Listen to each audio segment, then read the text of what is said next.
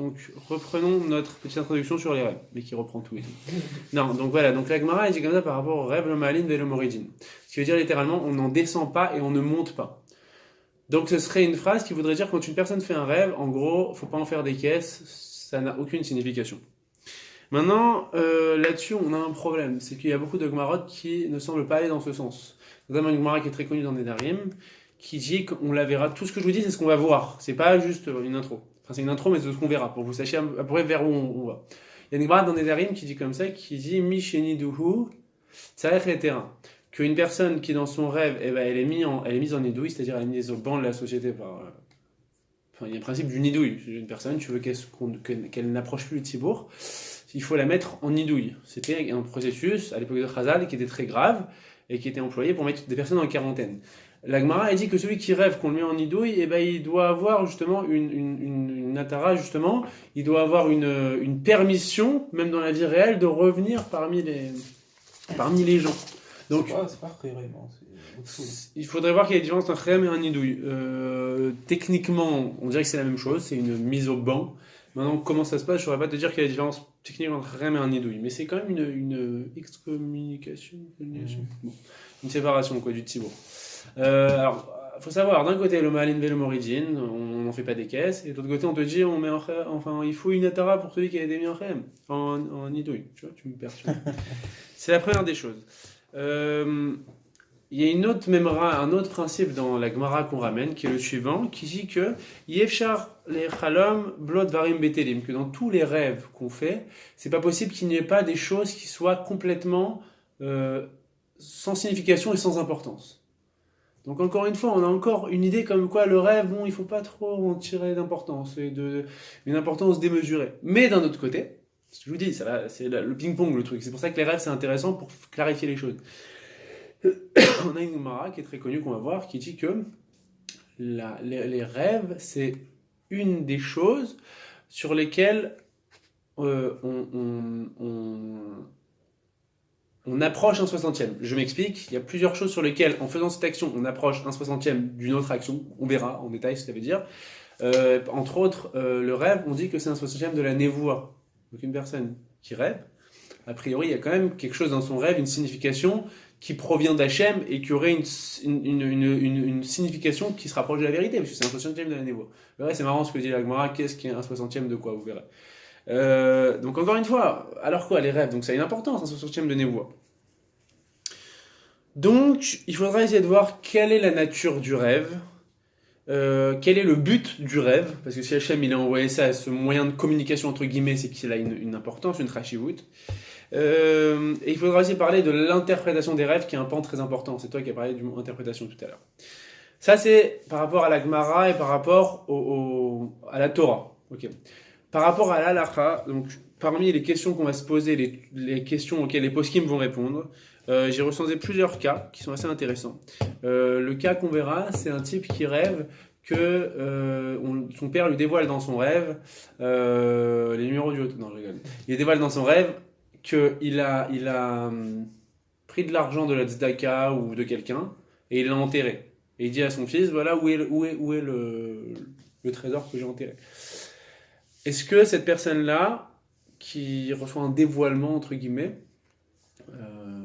est-ce qu'elle a l'obligation de le dire, de rendre à son propriétaire ce trésor qui lui a été dévoilé dans le rêve?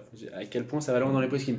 Petite parenthèse, vous verrez aussi pourquoi est-ce que les rêves ont une importance, entre guillemets, c'est qu'il y a des psakim de la halakha, des lois qui ont été tranchées, okay, qui sont le produit de dévoilement que le possède a reçu par rêve. Vous verrez dans les Rishonim, dans les anciens commentateurs, il y a des psakim comme ça, on te dit, on m'a dévoilé par rêve ce chidouche.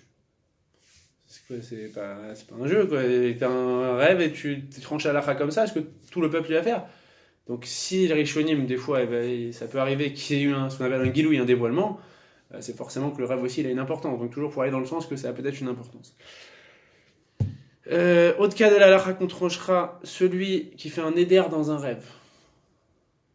Il jure de ne plus fumer de cigarette. Est-ce qu'il doit avoir une atarat nedarim?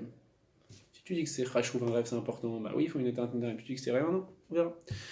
Dans les cas intéressants aussi, Ma'adin est-ce que si un iftar vient dans un rêve, est-ce qu'on doit réaliser sa demande? Un iftar vient dans le rêve, il dit voilà, non, je sais pas quoi, va allumer des bougies, tu viens dans ton salon. Je sais pas. Est-ce qu'on doit, bon, peut-être pas ça, mais bon, il dit voilà, donne 1000 euros à la tzedaka, est-ce qu'on est obligé d'appliquer ce que dit le niftar? Quelle est la signification d'une personne qui rêve d'un maasé avera, qui fait une avera? Il y a aussi un idée dans la halakha qui va être de savoir Ma'adin si un médecin reçoit en rêve une recommandation médicale ou un malade. En gros, par exemple, le cas, vous verrez, c'est un médecin ou un malade, on lui dit ouais, il faut pas que tu prennes tel médicament parce qu'il est dangereux. Mais la médecine dit non, il faut prendre ce médicament. Qu'est-ce qu'on avait un peu comme ce qu'on avait vu dans les derniers cours sur le Bitar Panishtalut, qui on doit écouter entre le Rav et le médecin quand ils sont en contradiction. Mais là, c'est un peu la même chose. C'est un rêve qui dit A et les médecins te disent B. Qu'est-ce qu'on doit faire? Voilà. Et les deux derniers cas qu'on verra aussi qui sont très intéressants, c'est un cas comme ça dans la halakha. Ma'adin, si une personne rêve que son chaver, son ami, va gagner au loto, et lui dit il faut que tu joues au loto, tu rêves d'aller gagner, et il gagne. Est-ce que cette personne-là qui gagne doit rétribuer celui qui lui a dit qu'il fallait jouer parce qu'il en a rêvé? Voilà, et le dernier cas aussi qui serait intéressant à trancher, c'est on a un cas comme ça d'une personne qui doit voyager et il rêve de son père ou d'un iftar qui lui dit ne voyage pas. Est-ce qu'on doit tenir compte de ce que dit l'iftar?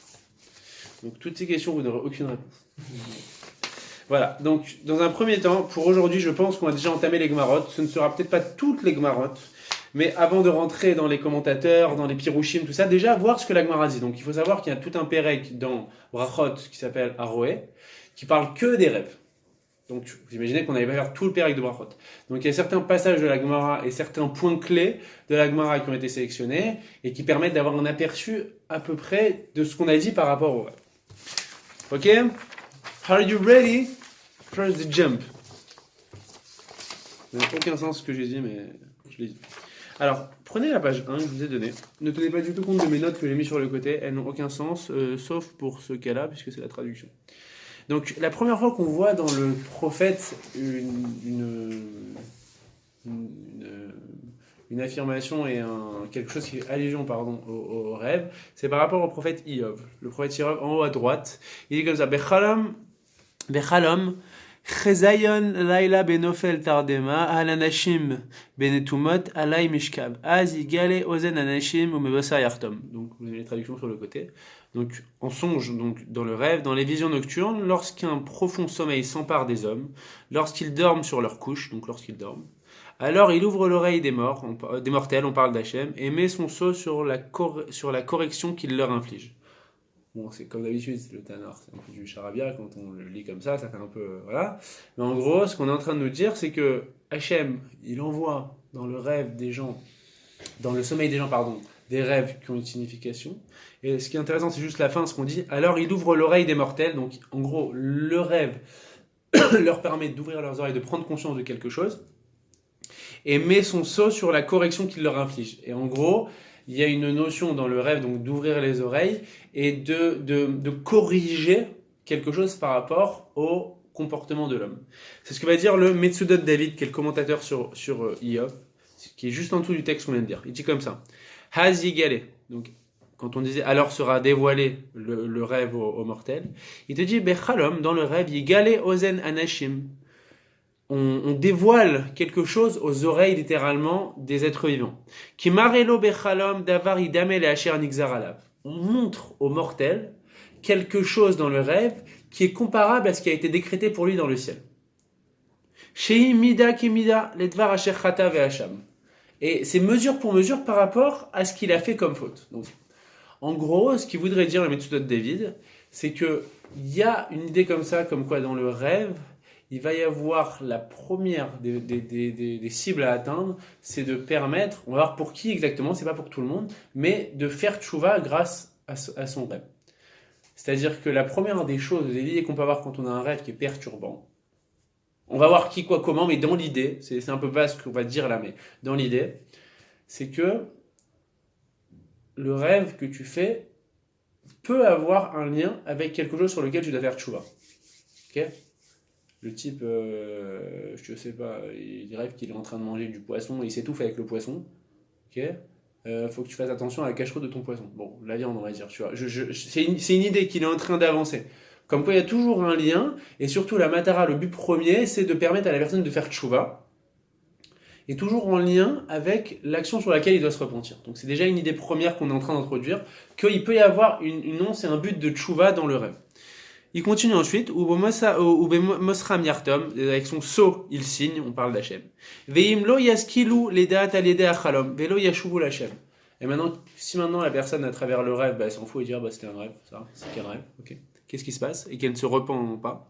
Hazigmor haoda bema sheyishlach alem yisurim areoim lahem adomim al pishiam, leaskil mehem ou lashuv l'Hachem. Alors à ce moment-là, si la personne ne fait pas attention au rêve, et si c'est qu'un rêve, alors Hachem il pourra la frapper Hachem elle-même sans passer par le rêve pour que la personne prenne conscience de sa faute. Donc, deux aspects qu'on est en train de voir. Déjà, c'est la première fois où on voit comme ça, une idée comme ça dans le prophète qui ressort, et que le rêve il a un but de faire tchouva, et que ça peut être une première étape en vue d'une tchouva, et si le rêve ne suffit pas, alors que la personne soit frappée sans passer par le rêve. Okay. Ça, c'est la première idée. Alors maintenant, vous pouvez intervenir. Hein. Vous êtes comme chez vous, vous avez l'habitude, mais je le dis pour Yoram, qui pense peut-être que c'est un cours universitaire, mais ce n'est pas le cas. Je ne suis pas moré à l'université. Alors.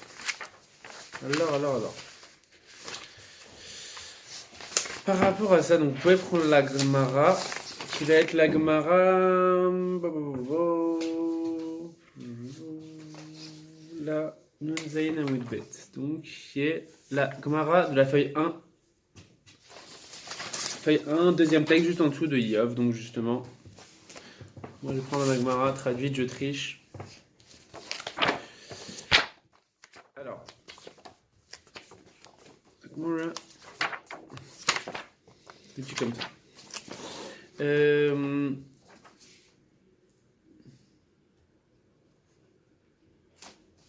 La Gemara dit comme ça.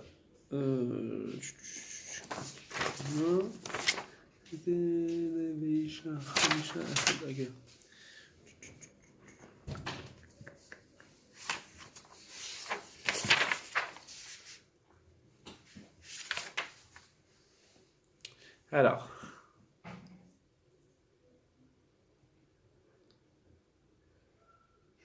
Vous l'avez Khamisha Echad Meshishim? Vous l'avez? Vous l'avez? Ouais. Très bien. La Gemara nous dit comme ça. On a un enseignement. Khamisha Echad Meshishim. On a 5 choses, ok, sur lesquelles ce qu'elles vont représenter, ce qu'elles vont contenir en fait, vont être le contenant d'un 60e d'une autre chose. Parce que ça ne veut absolument rien dire ce que je viens de dire. Mais est-ce que vous avez compris ce que je viens de dire qui ne veut rien dire? Non. Donc on a 5 choses sur lesquelles leur essence et leur contenu représentent un 60e d'une autre chose. Ça ne veut toujours rien dire. Okay. Donc ça veut dire. Alors on va donner l'exemple, ça va être plus simple. Ve'elouen. Voici ces 5 choses. Esh, le feu, Dvash, le miel, Shabbat, le Shabbat, Sheina, le sommeil, Vechalom. On va expliquer. Esh, Echad, Meshishim, le Geinam. Le Esh, c'est un 60e du Geinam. Le feu, c'est un 60e du Geinam. Maintenant, c'est clair? Ok. Donc, voilà. J'imagine que ça doit être le Geinam. Dvash, le miel. Echad, Meshishim, Laman. Le miel, c'est un 60e de Laman. Donc, ça devait être très bon, Laman. Shabbat, Echad, Meshishim, le Olamaba. Shabbat, c'est un 60e du Olamaba. Ça va être sympa, le Olamaba. Sheina, Echad, Meshishim, les Mita. Le sommeil représente un 60e de la mort. Chalom, Echad, Meshishim, la névoie. Ok. Le rêve, ça représente un 60e de la névoie. Alors, les commentateurs ils disent quand on dit un 60e, c'est pas forcément un 60e, c'est juste une idée très souvent qu'on trouve dans la halakha comme ça de dire un 60e. Qui est comme vous connaissez le dîne de Batel Beshishim, quand on fait tomber quelque chose dans un truc qui est pas cachère, qu'on fait tomber dans un récipient, s'il y a 60 fois plus de la quantité de la chose permise, on a le droit de manger. Pourquoi 60 fois et pourquoi pas 59 fois? parce que Chazal, ils ont fixé que 60 fois, c'est la quantité exacte qui va faire perdre son goût à l'aliment. Et donc 59, en fait, ça va être trop proche et en fait, le goût, il va toujours être perceptible. Donc un soixantième, c'est en même temps la situation dans laquelle on n'est pas vraiment dans la chose, mais on se rapproche le plus de la chose. Ok. Donc là, c'était la memra de la Gemara pour nous dire que on distingue en deux catégories. Est-ce que le rêve c'est important, est-ce que c'est pas important? Donc, important ou pas important. Mais là, l'idée c'est pour dire encore une fois une memra de Chazal pour te dire à quel point le rêve ça peut être important. C'est un soixantième de la névoie. Donc la névoie qui par définition est une prophétie d'Hachem, alors il y a quelque chose de névoie, de véridique dans le rêve. Ok.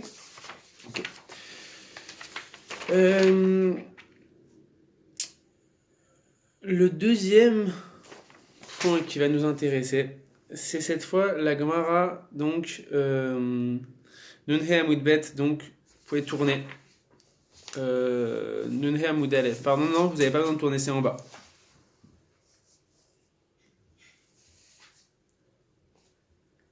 C'est en bas. Alors, où il était en haut,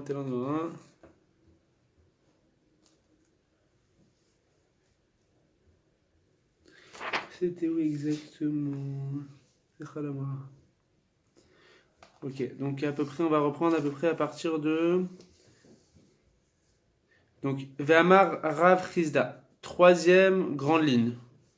Nunhe Amoud Aleph.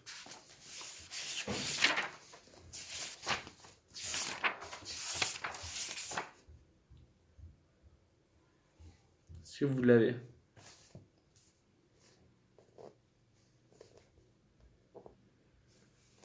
Ve'amar Rav Chizda. Vous l'avez? Tu as Yoram? Jérémy? Est-ce que Yaniv, tu peux montrer à Jérémy?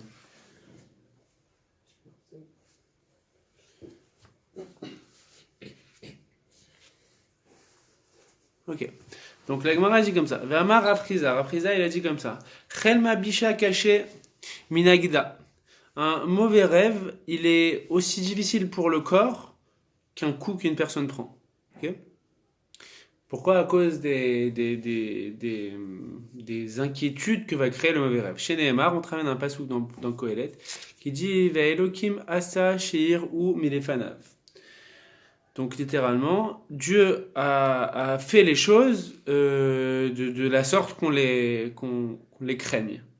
Donc ce passouk, il fait référence justement aux rêves et aux choses qu'Hachem envoie dans la vie d'une personne, notamment en rêve, pour que cette personne-là, elle se repente et justement elle prenne conscience de certaines choses. À quoi ça fait référence ce passouk qui te dit Rabbi Yochanan, ce passouk dans Kohelet? Ça fait référence au mauvais rêve justement. Hachem a fait les choses pour qu'on le craigne. Okay, donc il a infligé certaines choses aux êtres humains, il les fait souffrir dans certains cas pour qu'on le craigne et pour qu'on se repente. Et il te dit, Rabbi Yochanan, à quoi ça fait référence ça quand on dit ce passouk Hachem envoie des choses qui sont difficiles et donc qui sont difficiles pour la personne? Ça fait référence au mauvais rêve que Hachem il envoie et il montre à l'homme pour qu'il se repente et il fasse tchouva. Donc encore une fois, là on voit quelque chose de notable, c'est que le but du rêve et l'importance du rêve, ça va être quoi? Ça va être justement d'amener la personne à faire tchouva, mais aussi que ça fait partie, d'après ce que dit Rabbi Yochanan, le mauvais rêve de quelque chose qui va rentrer dans le processus pour amener la personne à faire tchouva justement. Donc ça a une importance et ça a une importance et un fondement.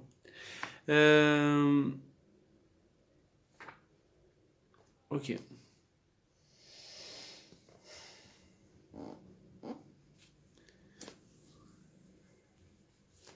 Ok.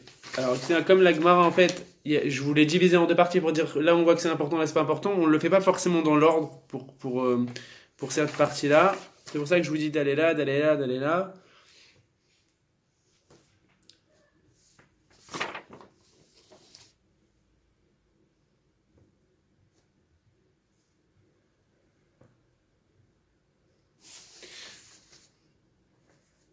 Donc ensuite, vous pouvez prendre la page 2. La page 2.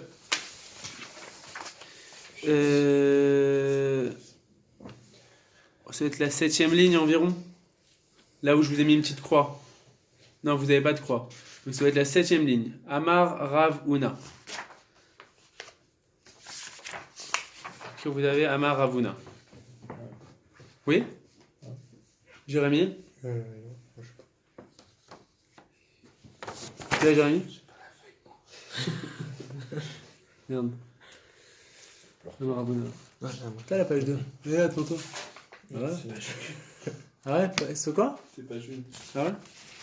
Attends, je t'aime pas, toi. Toi, t'es puni, toi.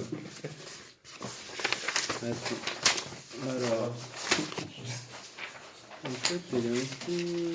Oui, ouais. Est-ce que tu vas attendre ça? Ah, page 1, ça aussi. Page 1, mais c'est bizarre, on avait fait plein. Je peux suivre avec Agnès, ça te dérange pas? C'est le meilleur vanille du monde. Donc la Gemara elle dit comme ça, elle dit Amar Ravuna. Ravuna il a dit comme ça. Les Adam Tov en Marin lo Chalom Tov. Pour une bonne personne, ça n'arrive pas qu'une personne bien qui est aimée aux yeux d'Hachem, ok, rêve de choses bonnes. Okay, elle ne rêve que de mauvaises choses. Ou les Adam Ra en Marin lo Chalom Ra. Et pour une personne qui est mauvaise, ça n'arrive pas que Hachem lui montre un mauvais rêve. Qu'est-ce que ça veut dire? Regardez ce que dit Rashi. Vous avez Rashi, donc le troisième Rashi.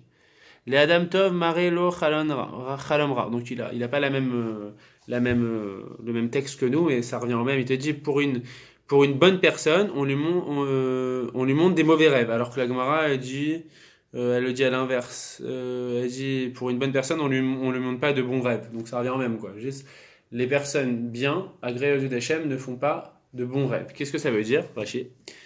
Kede sheid ag velo yarte vesheyechaper lo atzuvono. Il te dit que le mauvais rêve, en fait, ça va être une manière pour que la personne soit inquiète et qu'elle ne faute pas et qu'elle répare à travers la tristesse et la difficulté que le rêve va lui infliger. Donc, on s'explique. Il y a une notion qui est connue comme ça dans la Torah que Tzadik Vetovlo, Racha Vera, enfin bon, que Hachem, en gros, le Nisayon qu'il envoie à une personne, c'est justement parce qu'il aime la personne et parce que justement ça lui permet de réparer certaines choses. C'est quelque chose qu'on dit assez souvent et qui est connu. Bon. Là aussi, cette notion elle revient par rapport au rêve. Tout à l'heure, on avait dit quelque chose, on avait dit que le rêve, dans certains cas, il peut avoir une signification pour certaines personnes. Et c'est là que la Gemara va en venir. On a dit dans Iyov que le rêve, et là aussi on l'a dit juste avant, que le rêve, ça peut être une manière d'amener la personne à faire tchouva. Maintenant, tout dépend. Généralement, Hachem va envoyer, ou ce sera un bon siman en tout cas, qu'Hachem envoie un rêve qui éprouve une personne, parce que justement, cette personne est bonne et agréée aux yeux d'Hachem. C'est comme dans la vie de tous les jours, quand une personne elle a un nisayon entre guillemets, donc oui, elle doit se repentir. Mais l'idée aussi qui est fondamentale qu'il ne faut pas oublier, c'est que si Hachem l'éprouve, c'est parce que Hachem l'aime, parce que Hachem veut son repentir. Et bien là, c'est pareil. Une personne qui fait un mauvais rêve, ce n'est pas forcément... oui, elle doit être amenée à la tchouva parce que c'est le but du rêve, mais c'est aussi il y a un aspect qui est positif, c'est que cette personne-là est agréée aux yeux d'Hachem. Alors, une personne qui fait un bon rêve, ça veut dire Hachem même pas. C'est pas ça ce qu'on dit. C'est comme une personne qui gagne de l'argent. C'est pas grave, et on va pas dire Hachem il me donne de l'argent dans ce monde pour pas que j'en ai dans le monde futur. C'est pas ça l'idée. Mais dans son malheur, entre guillemets, elle a quand même un motif de satisfaction. Donc, deuxième aspect qui est important, oui, la tchouva à travers le rêve peut être quelque chose de véridique, mais généralement, le mauvais rêve, il va l'envoyer à la personne Hachem qu'il aime. Donc, pas tous les rêves, un rachat qui fait un rêve, un rachat gamour, qui fait un rêve qui est éprouvant, ça n'aura pas forcément de signification pour lui. Étant donné que cette personne-là, si Hachem en tout cas, par exemple, il ne veut pas de sa tchouva, son rêve ne sera pas forcément significatif pour lui, parce que le but du rêve, c'est de faire tchouva à la personne, et Hachem, il veut faire tchouva aux personnes qu'il aime, donc forcément, que ce ne sera pas forcément significatif pour la personne qui rachète. Deux aspects qu'on a vus jusqu'ici, pour qu'on soit structuré. Le fait que le rêve, le but premier du rêve, soit de faire tchouva. Okay. Là, on est dans l'aspect importance du rêve, pour donner de l'importance au rêve. Donc, faire tchouva et aux personnes agréées par Hachem. Donc, voilà. Ça, c'est la première des choses. T'inquiète pas, on va arriver au deuxième, aux autres points pour dire que le rêve, ça ne sert à rien. Je sais que vous êtes des Ashkenazim très froids, vous n'aimez pas les rêves, les trucs. Non, c'est tout l'inverse. C'est vraiment les Sfaradim, ils sont très...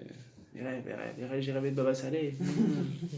Tu connais, hein, tu connais ce genre de choses, sinon t'aurais pas rigolé.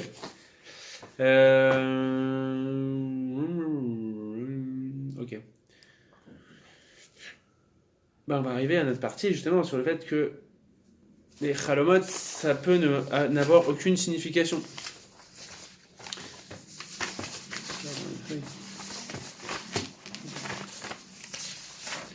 Alors, je vous demande de prendre la Gemara, donc dans le 2, hey.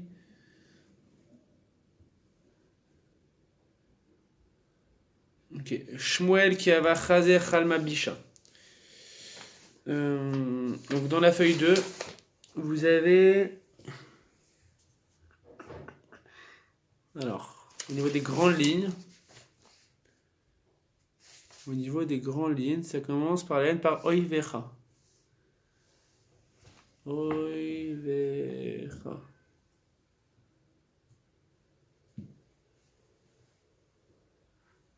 Oivecha. Moi je l'ai pas. Nehemudbet, c'est bien ça. Oivecha. Vous avez aux 3/4 du bas, vraiment en bas, pour remonter d'une dizaine de lignes. Ça commence par Oivecha. C'est le premier mot, je crois. Ah oui, non, pardon. Oui, en fait, oui, pardon. C'était pour moi, ça. Pardon. Oui, d'accord. Donc, Oivecha, est-ce que vous l'avez? Oui. Est-ce que vous l'avez? C'est bon pour tout le monde? Ok. Donc, la Gemara, donc elle est au bout de la ligne. On te dit Amar Shmuel. La Gemara dit comme ça Amar Shmuel. Shmuel. Donc, non, pardon, Shmuel. Donc, Shmuel. Qui ava chazé chelma bisha. Vous l'avez? Oui. Donc, Shmuel, le prophète, quand il faisait un mauvais rêve, okay, Amar, il ramenait un pasouk. C'était quoi ce pasouk? C'était un pasouk dans le prophète Zecharia. Vechalomot ashav yedabru. Donc, littéralement, les rêves faux ou insignifiants parleront alors. Ce pasouk, en théorie, il fait référence à quoi? C'est Zecharia, il critique et il met en avant le fait qu'il y a des faux prophètes qui vont prophétiser sur des choses qui seront fausses. Okay? Soit parce que leur prophétie est fausse, soit parce que c'est une mauvaise prophétie. Donc, la signification première du pasuk, c'est juste que les rêves que feront ces faux prophètes, ils viendront, ils n'auront aucune signification. Maintenant, il y a deux manières de ponctuer ce pasuk. Comment est-ce qu'il ponctue ce pasuk? Shmuel, il avait tendance à ponctuer comme ça ce pasuk. Il disait Vechalomot, les rêves, deux points, Ashav Yedabru. Littéralement, c'est leur fausseté et leur comment on peut traduire Shav?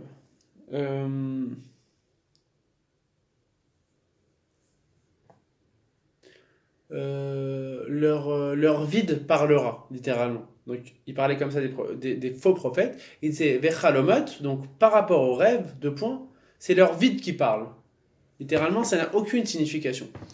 Donc, lui, quand il faisait un mauvais rêve, il se ramenait ce pasouk et il le ponctuait comme ça. Vechalomot, les rêves, Ashav Yedabru.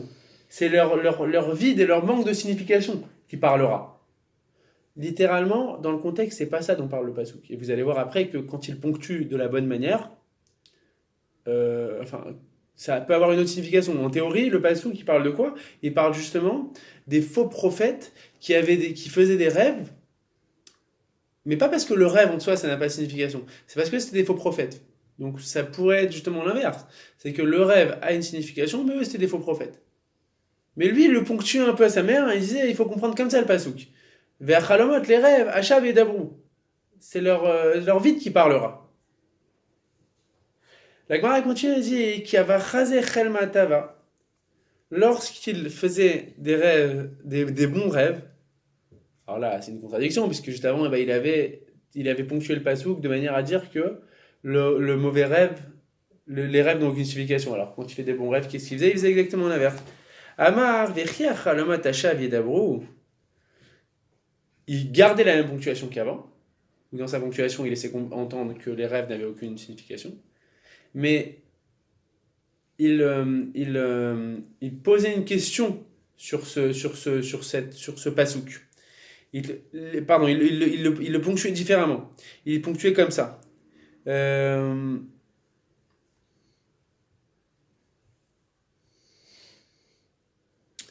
Il disait Vechalomot avec une exclamation. Les rêves, Achav Yedabrou, quoi, ils sont faux. Là, il ne le ponctuait plus avec une affirmation. Il disait Vechalomot, dans la première explication, les rêves, Achav Yedabrou, leur vide parlera. Dans le sens, les Chalomot, on les met à la poubelle. Il le ponctuait d'une autre manière. Il le ponctuait avec une interrogation. Il disait Vechalomot, quoi, les rêves, les rêves, deux points, Achav Yedabrou, est-ce que c'est vide, les rêves? Donc, première ponctuation qu'il faisait quand il faisait un mauvais rêve, il faisait sous forme d'affirmation. Les rêves, c'est vide, ça n'a aucune signification. Dans la deuxième interprétation et dans la deuxième ponctuation, il disait les rêves, deux points, est-ce que c'est vide? Et il continuait en ramenant un autre pasouk qui avait tendance à dire justement que les rêves avaient une signification. Ve'amar, donc il disait quoi, les rêves, est-ce que ça n'a pas de signification? Ve'active, et c'est marqué dans un pasouk, Bechalom et Daberbo. Dans la Torah, quand on parle dans Bamidbar des vrais prophètes, la Torah te dit Bechalom et Daberbo. C'est avec le rêve qu'ils parleront. Comme quoi, c'est pasouk qui laisse entendre dans la Torah que le rêve a une signification. Donc, c'était un petit peu brouillon, excusez-moi. Mais juste ce qu'on veut dire par là, c'est que là, on est passé dans la deuxième approche, on va dire qu'il y a une approche qui peut dire que le rêve, en tout cas, pas sur tous les rêves ou sur tout le rêve qu'une personne fait, mais il y a une partie qui est fausse et qui est pas significative. Où on voit ça par rapport à Shmuel, qui en fonction de ce qu'il rêvait, il ponctuait différemment le pasouk. Quand il faisait un mauvais rêve, il disait Chalomot hashav yedabrou. C'est marqué dans le Navi, les rêves, ça n'a aucune signification. Ils ont shav, ils sont vides. Et quand il faisait un bon rêve, il disait Chalomot hashav yedabrou, ou quoi? Les rêves, est-ce que c'est vide? Et il ramenait un autre passage dans la Torah qui montre qu'il y a une signification dans le rêve, puisque la Torah dit par rapport aux vrais prophètes, les vrais prophètes prophétiseront, et c'est à travers le rêve qu'ils parleront.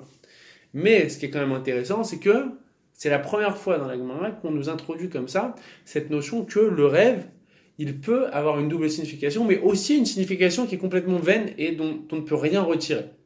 C'était marrant de voir un petit peu l'approche qu'il avait Shmuel comme ça, en fonction du rêve qu'il faisait, entre guillemets, de modifier un petit peu le pasouk ou de modifier son truc. Mais c'est comme ça en tout cas qu'il faisait. Ok.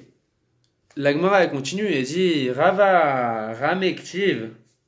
Rava, il avait souligné cette contradiction. Il dit je comprends pas. Une fois on te dit Bechaolam et Daberbo. La Torah a dit avec